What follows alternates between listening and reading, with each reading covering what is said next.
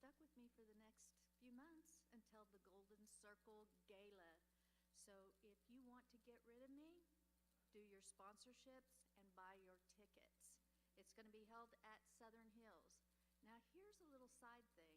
So maybe you have a work person that you work with and you're like, I think they would like to go. If you will let me know, I will send them a personal invite.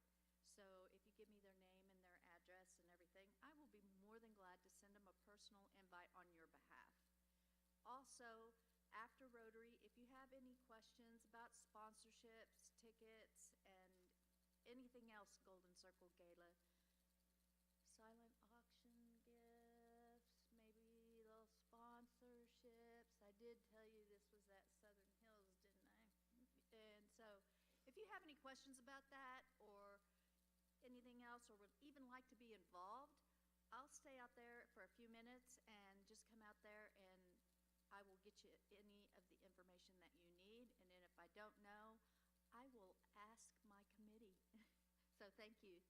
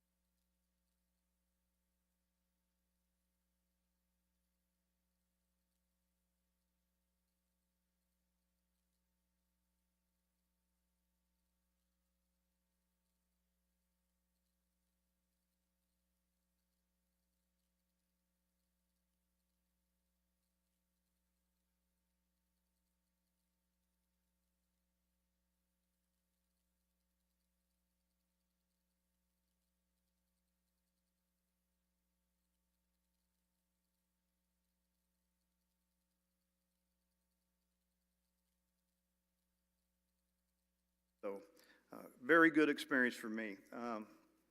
Yeah, I got 5 children. 4 of them have gone through Oklahoma State. One's still going right now. He's a sophomore, redshirted sophomore. He's on the wrestling team. He's behind the number 2 guy in the country, and we got to find a way to make that team. The good kid took second last year as a sophomore, and so you're either going to sit out 2 more years, okay, or you're going to wrestle, but you're not transferred. No. Well, I mean that, and I don't think he wants to. You know, Oklahoma State for me is it's personal. I mean, I think of the Hall of Fames I've been in, and I just look back. Everything goes back to Oklahoma State. You know, my gold medals, my world medals, my coaching career, everything goes back to Oklahoma State. And I'm just really grateful that I got so much from the university that it's just really nice to know that you didn't do it on your own. You did it with a family. You did it with Oklahoma State. You did it with pride. Our program at Oklahoma State in wrestling, there's a lot of pride. We have a lot of pride. The coach that we hired is seeing that. He's very motivated. He's very hungry. He's 33 years old. He's ready to go. And as you saw this year, had a great season, and had 2 of the greatest wrestlers in the country. Wrestled out there, went out there, performed well to win NCAA championships. But for me, again, I'll say that I've been recognized last week that I'm going into the Oklahoma State Hall of Fame. And so that's the Alumni Association's recognition. And I thought to myself, you know, I said, you know, if it wasn't for Oklahoma State, I don't think I'd be in any Hall of Fame. You know, whether you're from OU, whether you're from wherever, OSU's my school. You know, I just have so much, I'm so grateful that, one, I came back from the Olympics in '92 and get to spend 33 more years in Stillwater, and my family gets to grow up on a campus in Oklahoma State, and probably 3/4 of their life they lived in Gallagher-Iber Arena. You know, either watching wrestling, going to practice. As babies, they came in. I had to have them. You know, it was crazy. Yeah, my mom had 10, so that's a little crazier. But just the experience for your kids to grow up on a campus. Now, they can grow up fast, you know, and you got to recognize that. But just the experience of going to the football games, going to wrestling matches, going to softball games, baseball games, whatever, golf, when golf had the national championships there. You just don't realize the value that brings to your children, and just they do grow up fast, but what an experience for them to be around, you know, some of the best people in the world, some of the smartest people, as well as some of the greatest athletes that came through Oklahoma State. Quickly, my father and mother. My dad was worked for the State Department, Highway Department, designing and building highways for nearly 30 years. He also was a football coach. He also was a wrestling coach. He also was a baseball coach. He also was a track coach. He spent 15 years coaching softball. I have 6 sisters.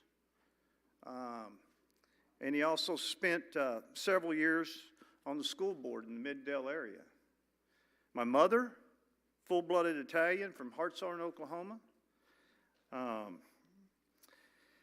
Tough as they come. She retired at 87 from Mercy Hospital. She was a labor and delivery nurse for 63 years. Same hospital. And I mean, that's tough. I mean, I retired after 32 years. And she was 63 at 87. So I had a family, you know, that was a strong family. My dad was the spiritual leader in our house. You know, as far as Mass and planning on Mass each and every Sunday, can you imagine getting 10 kids ready for 8:30 a.m. Mass? I mean, I didn't think much about it until I had 4, and then after 4, I'm like, wow, getting them ready for Mass is a challenge. And I'll just say that my father was, he was brilliant, smart, I mean, intelligent. For somebody that wasn't a great athlete, really made sense to us at all times. When it came to sport, came to school, our responsibility in our faith, our responsibility as a brother, as a sister, just always reminding us just things that seem to give us a lot of balance, and us lived through 12 people, 10 kids, and my mother and father. We all lived together only for 1 year. So, and then they started trickling out to the real world. You know, but one thing my dad gave me is the ability to think bigger and think on my own from a standpoint of don't ever underestimate what you're capable of doing. Because a lot of times you don't touch into things that really make the difference. You don't touch the areas that's really going to make a difference for you. You know, and so my wrestling career was all at Oklahoma State. I was never the wrestler I was until I got to Oklahoma State. I won 2 state champions. Most of the time you don't even get recruited to Oklahoma State with 2 state championships. I wasn't a highly recruited wrestler, even though that they, in a lot of the magazines and a lot of times you'll read I was the top recruit. I wasn't the top recruit. I didn't even get a full scholarship. I remember when Tommy Chesbro came to my house and said, you got a lot of work to do to ever start. I said, well, I'm going to Oklahoma State. And my dad goes, shut up, wait till he offers you the money. Family of 10, he had to offer something. You know, through the program that OSU is in wrestling, I found my way. It motivated me. Gallagher-Iba Arena is one of the greatest facilities in the world. One is I got to be a part of both of them. I got to be a part of Gallagher Hall as a student athlete, and those of you from Oklahoma State might have had a chance to see Gallagher Hall, and I got a chance to be a big part over the last several years of Gallagher-Iba Arena. I can just tell you that that place grabs you. It's motivating. You think of what's happened in that facility over the years, especially in my sport. You may not be a big wrestling fan, but I am. You know, I found myself, after my sophomore year, wrestling Jim Jordan, Representative Jim Jordan, in the NCAA finals in Oklahoma City. And after that match, I walked off just devastated. I was thinking to myself, I can't beat that guy tomorrow. You always, as a wrestler, you always walk off and go, I could have won that match. I walked off and knew I couldn't win that match tomorrow, probably 6 months from now, and probably a year from now. That's if I go to work tomorrow and start training differently. I went down to the underneath, and I was sitting there, and I was just upset. I was crying. I was bawling. My dad walks by me and goes, get up and quit crying. And I looked at him. I thought he was going to hug me or something, you know, give me a little bit of support after getting just wiped out. No, it was get up, quit crying, do something about it. This was the NCAA finals. I didn't have anything else left for a while. Tommy Chesbro, who was my coach at the time, was just a little bit opposite of my dad. He got up and he told me, son, you are going to be a great athlete, a great wrestler, if not the greatest one day. You have everything it takes. And I don't know, just hearing that after getting just wiped out was kind of hard for me to believe, but it was something I held on to. And so from that point forward, everything changed for me. I went back from the NCAA champions that night from Oklahoma City. Went to Gallagher Arena and ran stadiums at 2 o'clock in the morning. I never ran stadiums at 2 o'clock in the morning. That was my first time to do it. What came on next was a lot of stadiums. A lot of times getting up at 2 in the morning. A lot of times getting up, going to run in stadiums for 30 minutes, coming back across the street where I lived, jumping back in bed and going back to sleep, and spending about 45 minutes to 50 minutes. But those stadiums in Gallagher Hall were unmerciful. I don't remember, if you guys remember the angle that they're at, I would be hurting so bad. My legs would be shaking, my body was shaking, but I knew that this is what I wanted to do, you know. I made that change that I got beat so bad and so decisive that I got scared that I'm never going to win a national title. I can't even win the NCAA. How am I going to make an Olympic team? Well, 1 year later, I make a world team, my first world team. I win the world championships. I won a world championship before I became an NCAA champion. A year and a half later, I beat Jim Jordan bad. Now, Jim tells a lot of people he beat me, but he doesn't tell them about the match after that. They said, oh, we met Jim Jordan. He said he beat you in the NCAA championship finals. Oh, yeah, is that all he said? He really doesn't tell the full story. And through that experience of just training and having a passion of just, where am I going with this? Where am I going with wrestling? It's got to be more. I don't want to take second. I don't want to take third. I want to do more. And that's when I realized to myself, when I won the world championships, one, you've earned it. And that's the best feeling. One, I outworked everyone. I outworked them. There wasn't anybody. I was running 2 in the morning because that's when the Russians trained. Same time, at home. And just to getting any type of motivation out of myself. And what I found was, I found a confident young man that was chasing some of the biggest things in his sport. And in the end, I realized that it doesn't have to stop. And I think as my career advanced, there was this low single leg that popped from nowhere. Working out in Gallagher every day, and I fell into this shot. It's called a low single leg, and won 4 more championships after I won the Olympics in '88. Didn't have the low single leg in 1988. And I like to tell people that because everybody thinks I won everything on a low single leg. Well, my first 2 years, I won a lot of tight matches because I had a lot of grit and I was in better shape than everyone. But this low single leg, didn't realize what it was going to do for me. And literally for the next 4 years, I dominated the world. And a lot of it was just through the experience of knowing all my setups to the low single leg and working the extra time and the energy, putting it in.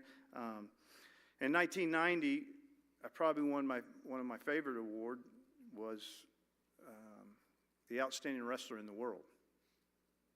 Now that's a cool award. You're thinking, okay, every country has their very best wrestlers. And somebody said, well, John, it was probably 17 million wrestlers, and you're the best of all of them. And I just look back on those times, and I think of Coach Chesbro. I think of my brother Leroy. I think of my father. I think of my training partners, the guys that would come in for me on a Saturday, a Sunday, and would come in for me. I think of how unselfish they were. And all they were wanting to do is to see myself get better. I saw guys that never started at Oklahoma State for 4 years that would come in with me and drill and be my drill partner. They didn't get to drill. They didn't want to drill. They wanted me to drill. And I just realized that so many of those guys, and today, are some of the most successful people that I've been around my entire life. and so pretty fortunate. Let me move this a little faster here. Coaching career. I really focused throughout my coaching career on the changes of NCAA, right? So 1992, I come in, and believe it or not, we go on probation. A week after I get hired. They forgot to tell me that. Well, they told me, but they didn't tell me how bad it was going to be. A person that's focused on himself. I became a coach, and it was just the opposite. And so it was everything I needed. I wouldn't change anything. I struggled through it because it was, when you're training to be the best wrestler in the world, you're really focused on yourself. It's really a self-centered world, and sometimes it's a dangerous world. I had to be reminded a lot of times from my dad, you wouldn't be bad if you called us once a month. I know you're focused, but we want to know how you're doing and what's going on, and are you healthy, or is everything going well? And you just don't realize you're in that trance of what you want to do, but it's all selfish. And becoming a coach really quickly helped me make changes and realize that this has got nothing to do with me. This has got to do with 42 athletes and making sure we find a way to have the most successful career they can, both academically and athletically. And I really embraced the NCAA rules then. Every year for about 15 years, from about 92, maybe 93, straight through, they were changing rules constantly academically. Let me see the time. Yeah, academically, they were changing rules. I mean, and what they were, and it was forcing us as coaches to get involved with that student athlete academically. And I bought into it. I knew that if my students are successful academically, we got a chance to win. Okay, it doesn't go the opposite way. Okay, if you're not doing your schoolwork, you don't get to wrestle. They had tough rules, both the GPA. They had tough rules with ACT scores combined with SAT scores, getting them into school, what they require, how many hours. At one point in time in my career, it was easier to get in as a student that wanted to go to Oklahoma State than as an athlete. And the only way you could get in if you didn't hit this requirement that the NCAA required, you had to go through special counsel in order to get in, right? And regular student athlete didn't have to do that. But I really bought into it. It was like, this is what we are. We talk, NCAA talks and talked about academics, the priority of what athletics is about. It is about academics. Everything's about the academics, and I'm just so glad that in my career that I was around some great presidents of the NCAA that forced me to look at things differently and buy into what they're selling, that we got to keep improving academically. We got to continue to raise the bar academically. We got to do this. A lot of people fought it. The people that fought it, the people that didn't, they struggled. They didn't coach for very long. And so I just really feel that, 90 to 95% of my coaching career, I got to coach under that. Now, this last 5%, wild. I feel like they took a lot from us. I feel like that they, for damn near 60 years, they were raising the bar. And during my time, of course, they were even still raising it, of the expectations of the student athlete as a student, and the requirements that we're going to require for you coaches to follow that. You're not just a coach. And what I come to realize is I got to go through 90, 95% of my career with that type of attitude. And that was the attitude of the athletic department too.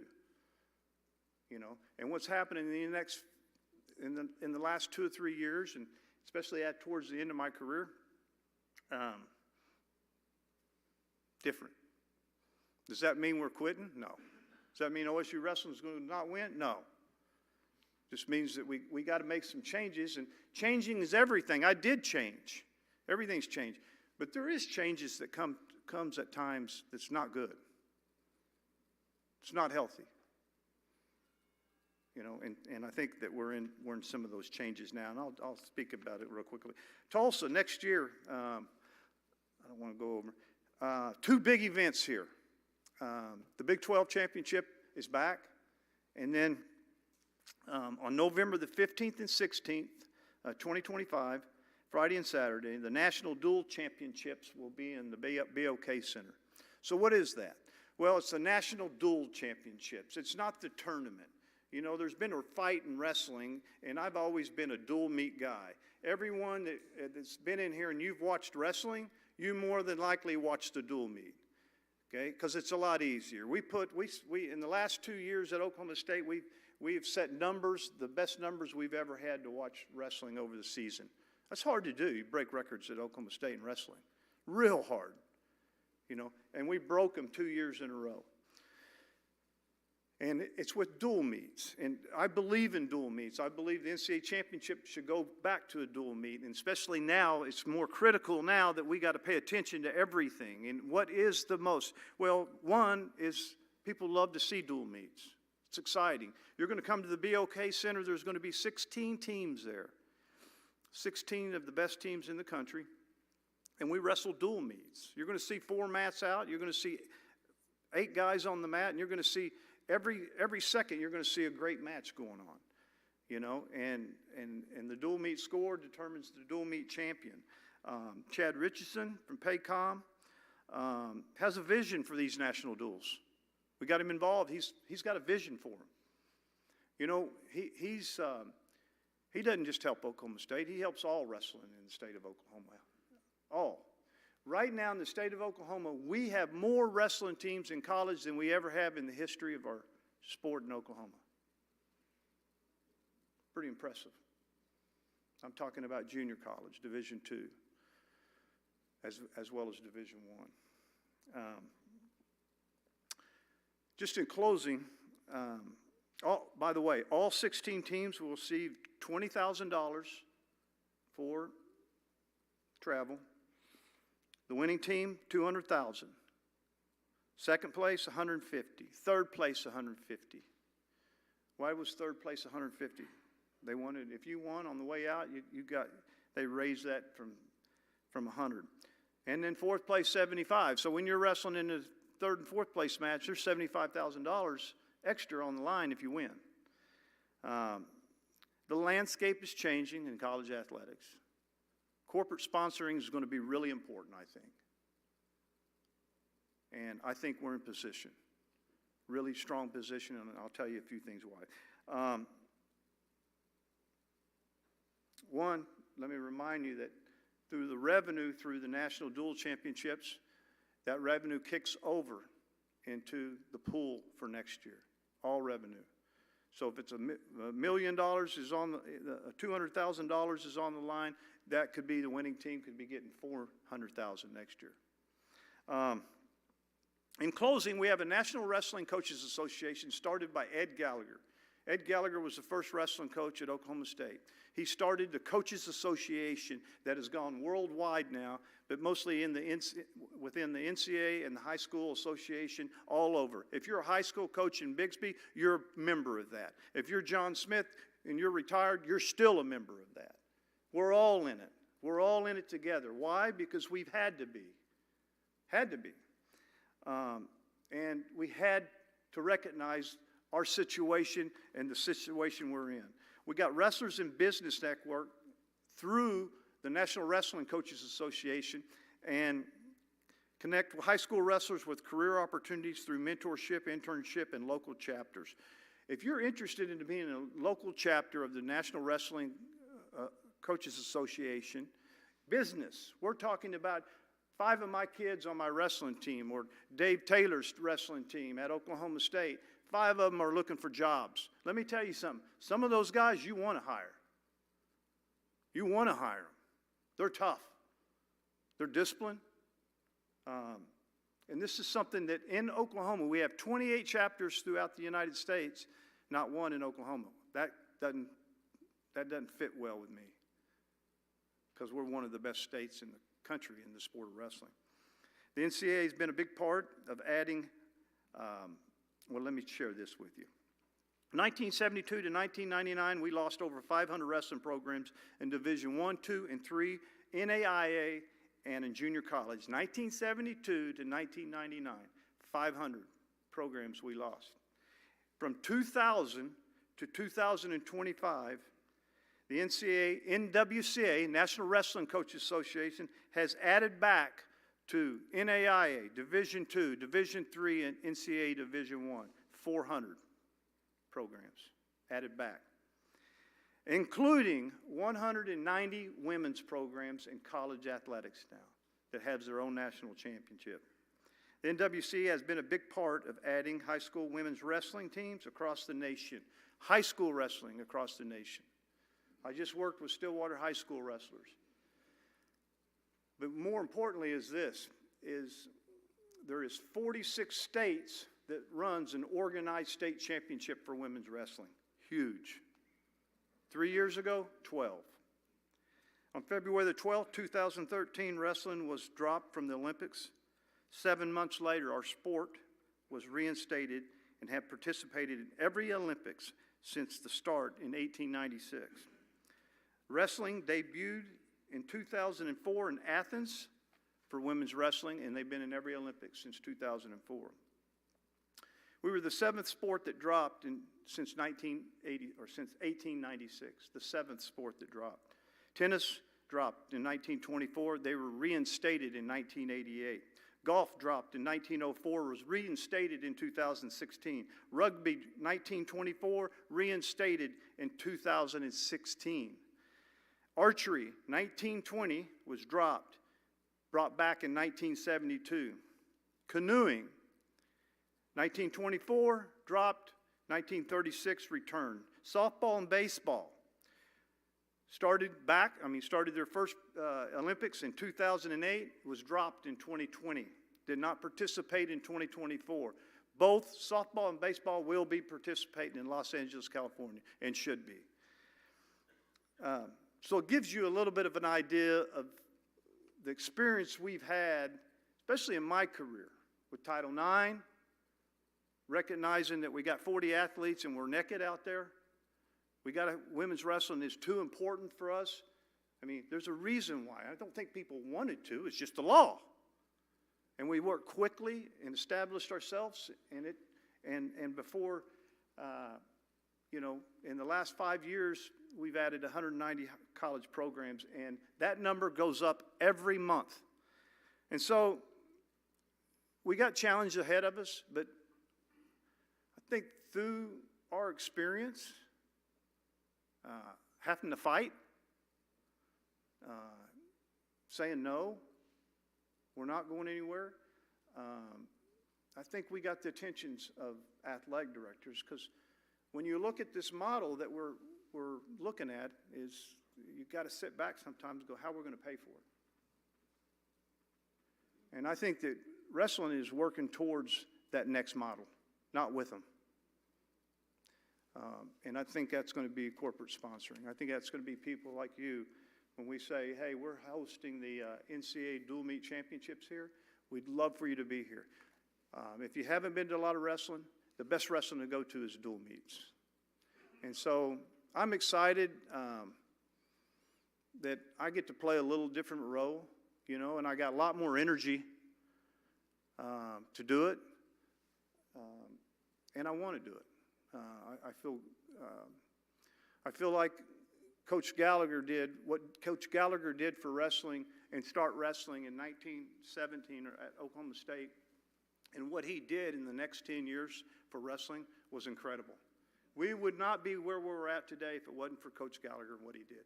He took his teams and they'd fly out to New York wearing cowboy hats and boots and I don't know, they didn't have their guns in holsters, but he would play the cowboy look, and everybody just bought into it. It was exciting, and he was a man that had a great vision, and still today, if I can be just a little bit of what he's done, I would die very happily. So thank you. Okay.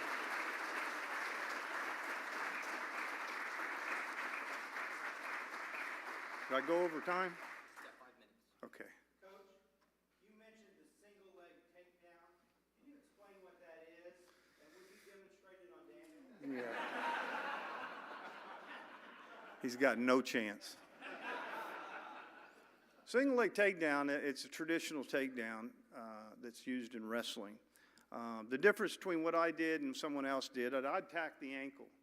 And you really got to have crazy flexibility, or you don't have to have crazy flexibility, but you know, I hit my knee from 1980 or 1989, and I was a world and Olympic champion. From 1989 till I retired in 1992, I probably hit my knee 2 million times. I stretched my skin so much on my right knee that I've got permanent damage in it, which is fine. I don't care. You know, it doesn't hurt. But if I showed you how much my skin stretched, you would. It's kind of ugly. But I hit it so many times and stretched that knee so many times that I got a big. I mean, I can literally take the skin from the top and almost put it midway to my. Yeah. I hid it from my wife. She never got to. Anyway, yeah. Coach, thanks for what you've done and your friendship. Yeah, thank you. Now, in this last NCAA final, Hendrickson, wasn't it, who won the heavyweight for OSU? Mm-hmm. There was a 3-second conversation between Coach Taylor and Hendrickson right before he went out for that last 30 seconds or minute, right? Mm-hmm. Do you have any idea what the coach said to him or what maybe you would have said to him? Win. No, really. You know, you don't give him I never give a wrestler a particular move to hit. Win. Find that way. And he went back to his bread and butter. But more importantly, if you go back and watch that, to change off against an Olympic champion like this guy, real deal. Maybe one of the best heavyweights ever. And he went to Minnesota over Oklahoma State. And I cried for about 2 days.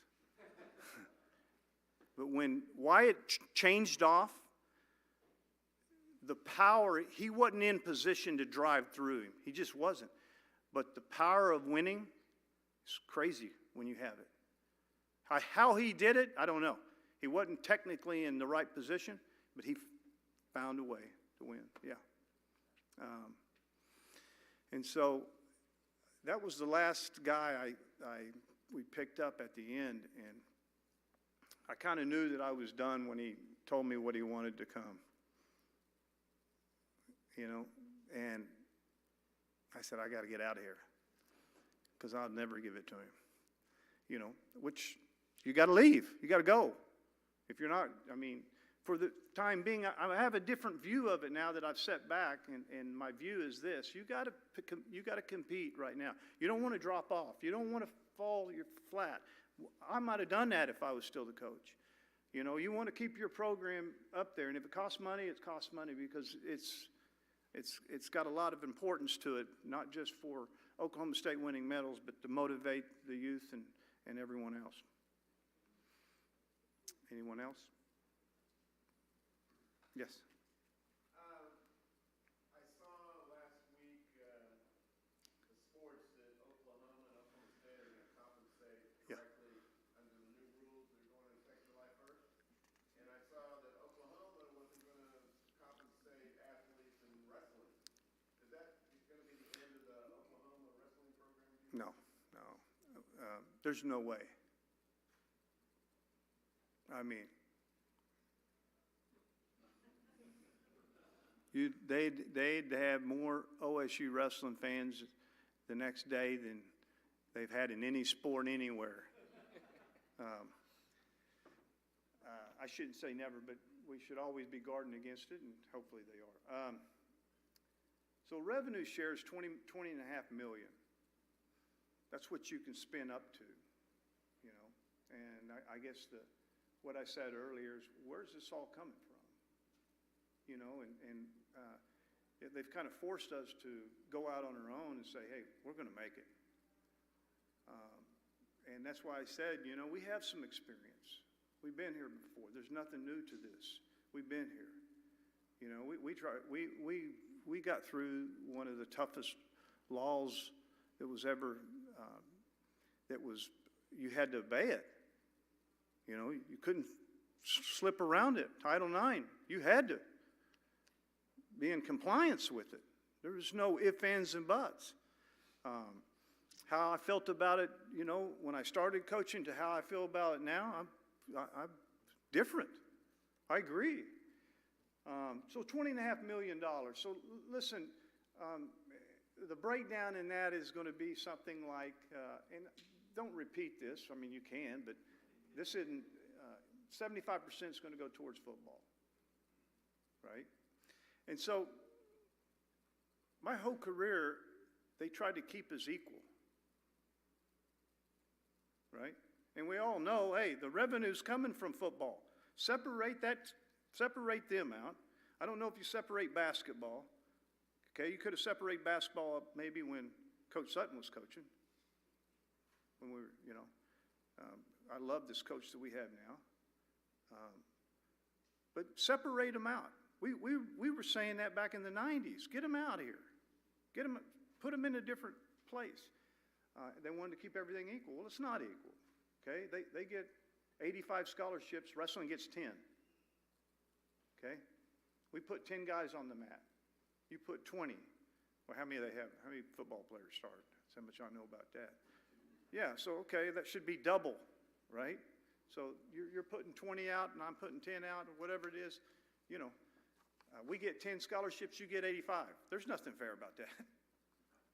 You know, so we understand. Coaches in wrestling understand. We get it.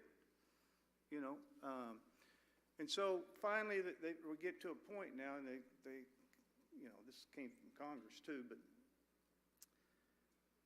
in the revenue sharing, there's no Title IX. But everything we're seeing, the schools are abiding by it. So when you see the breakup where Oklahoma State's money is going, there's not that much going to wrestling. Neither golf. Golf's our national championship team. I don't know if they're getting a dime. I don't think they are. Nobody in soccer. I think baseball's on the ticket. Tennis, men's and women's tennis. Cross country, men's and women's cross country. You know, Ohio State, Iowa. I don't think Iowa's on it in wrestling. You know, it's a reduced number, challenging with Title IX, making sure that we keep Title IX, even though we don't have to. It's probably not something that looks good. And so 5% of it, you know, I don't know how much is going to basketball, you know. I don't know, when do you go, hey, wait a minute, I know there's a big payday if we can make it to the NCAA championships and go deep into the tournament. I know that. But each year, is it worth losing what we're losing? You know, but that pay, I mean, but I'd have to agree with my athletic director. I think one of my best athletic directors I've ever been under, and I've been under 6 of them. I think Chad Weinberg is one of them. So, yep. One last thing. New scholarships, everybody in new scholarships, that is Title IX. So we got unlimited scholarships now. Wrestling, we can have 40. I worked under 10. You go over 10, you pay double, okay? Now you can have unlimited, right? And that's still under Title IX. So we're not going to see a big increase. Everybody's going to get a few extra scholarships, but until we find out how we're going to pay for all of it, I'm sure that's going to be a real challenge for our athletic director. So thank you.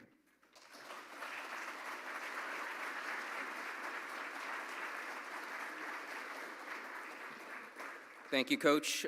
Just a quick confession. In 2001, I was in the marching band at Oklahoma State, and we played the pep band in Bedlam.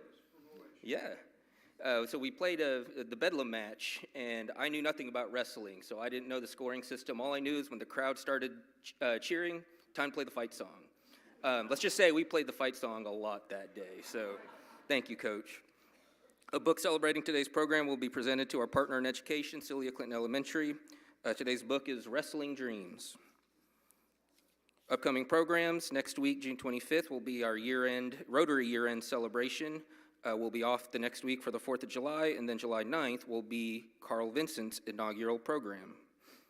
Special thanks to gold sponsors, We Be Trees, Tim Knowles, Max Electric Supply, Jack McGlumphy, Coldwell Banker Select, Sheree Gardner, OK Ethics, Mary Lytle, Farmers Insurance, Dave Bryant, Ellsworth Construction, Ryan Quattrocki, Health Zone at St. Francis, Graydon Yohe, Silver Meeting sponsors, J.D. Young, Doug Stewart, Trust Company of Oklahoma, Michael Hairston, Allen Edwards Incorporated, Chip Edwards, MidFirst Private Bank, Becky Fields Wilson, and bronze sponsors, Lewis Roofing, Kevin Lewis and Ken Freeman, Moore Funeral Home, Joe Moore, Mr. Ed's Auction, Ed Vierheller, and Price Waterhouse Cooper, Dan Simone, and Kevin McManus.